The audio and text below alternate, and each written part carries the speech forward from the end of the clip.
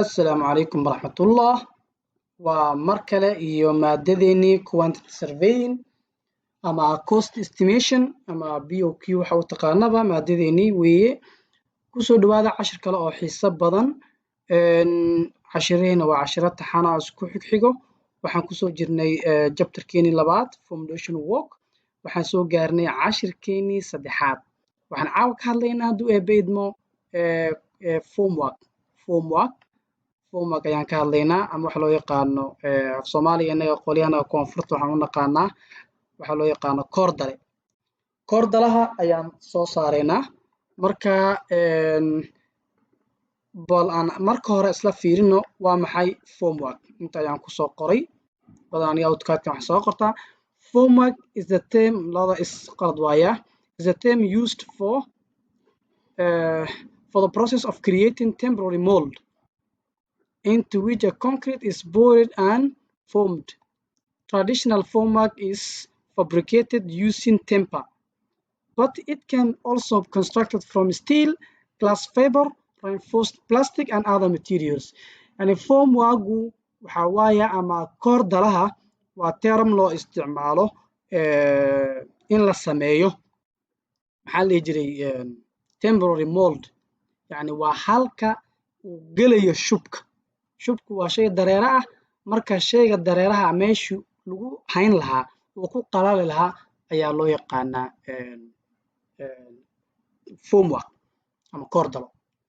Traditional formwork is fabricated using timber. Inagu badanaa waxaan isticmaalaa Soomaali haddaan nahay timberkaas. Marka laakiin it can be constructed for any other material like steel baa laga samayn karaa, glass fiber baa laga samayn karaa. Mawjida badanaa inaga marka waxaan isticmaalnaa plywood iyo woodka caadiga timber waxaan u naqaanaa tawalo. Marka waan idin tusayaa labadaas nooc ee badanaa aan isticmaalno internetka iyo fur. Haddii hadda inta aad fiiriso this is what we call plywood. Mawjida tan ayaa loo yaqaanaa plywood. Waa tana plywood. Haddii aan ku tuso maxaa la dhihi jiray timber formworkana waa kana. Anaga kaan badanaa isticmaalnaa hadda Soomaalina soo mawjid. waa kana tawalahaas iska isticmaalnaa. Tawalahaas aan isticmaalnaa badanaa. Marka waa halka uu shubka uu gelayo. Marka waxaan caawa xisaabinaynaa halka uu shubka gelayo. Shubku haddii aan ku tuso wax yar fresh concrete salaha aan qoro. Fresh concrete waa kana dareere waaye. Marka wuxuu u baahan yahay wax shape u yeelo qaab. Concrete-ka saad ka dhigi kartaa. Formwork-gaada suu noqdo ayuu shubku noqonayaa. Hope you understand. Marka aan u gudbo cashirkeena aan xisaabina marka. Horta maxaan xisaabinaynaa? Waxaan filayaa horeyna waa idin tusaa haddana waa arkaynaa. Waxaan ka shaqeynaynaa waa kana F1. Okay, waxaad dhigaysaa plan of isolated balanka waa kana section-kan taga marka. Section-ka inta u gudin ka hore waa kana waxaan xisaabinaynaa length-ga waa kana. You see 1 meter 1 meter 1 meter 4 meter oo dherer ah. Marka remember that the quantity of formwork will be in meter square. Yani quantity of formwork aan soo saarayna wuxuu noqon doonaa meter square. Isagoo meter cubic ma noqonayo. Ma fahanti? Marka area ahaan baan u soo saaraynaa. Length-ga dhererka oo lagu dhuftay maxaa la dhihi jiray balaca ama height-ka rabaa. Okay, marka plywood-ka asaga waxa waaye badanaa standard size-ka anaga inta noo imaada badanaa waxa waaye 4 feet oo lagu dhuftay 8 feet oo u dhiganto 1.2 meter times 2.4 meter. Marka alwaaxa tawalaha aan ka samaysanana waxa waaye dhererkiisa waa 4 meter balaciisa waxa waaye 0.2 meter. Ma fahanti? Marka ku noqdoba inagu waxaan soo saaraynaa marka meter square. Hope you understand. Haddaba aan tagna marka Excel-keeni. Okay. Cashkeeni hore wuxuu ku saabsanaa BCC aan bedelo caawa waxaan gelaynaa next chapter si aan u koobiyo waxaan leeyahay move or copy. Waxaan leeyahay move to end then create a body. Okay, way samaysmay soo ma jeedid. Okay, haddaba marka let's make some modification right here. Formwork. Okay, soo fahanti soo maaha intana bedel waxaad ka dhigtaa formwork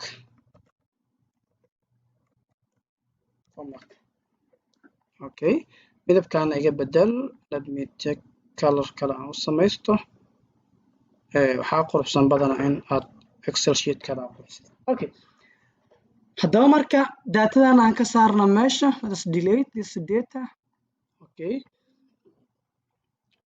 okay serial number 1 description and specification maxaa lana formwork for foundation 1 f1 wajida okay foundation 1 ama f1 meequna waa ganin 3 wax ku laaban maayo hore aan soo shaqeynay shiradan kale aan ku soo arnay length-ga waxa weeye 4 meter da ku section-kii outcut waa kana inta waaye meesha waa cover-ki waliga ku mashquulaya waa ku wareerin inta cover-ki inta steel bars waayo kuwana steel bars-keeni inta cover-ki waaye marka waa kana koordaleena wuxuu galayaa intaas 1 meter sana ad meter square waa xaway marka waa 4 1 2 3 4 4 meter waa height kana waa inta waa 0.4 meter ya 40 cm aad garataan filaya okay iyagu laaba marka excel sheet keeni waxa weeye length-ga waa 4 okay now brief mubahnin let me delete this column in this stage mubahnin instead of thickness inta waxa dada height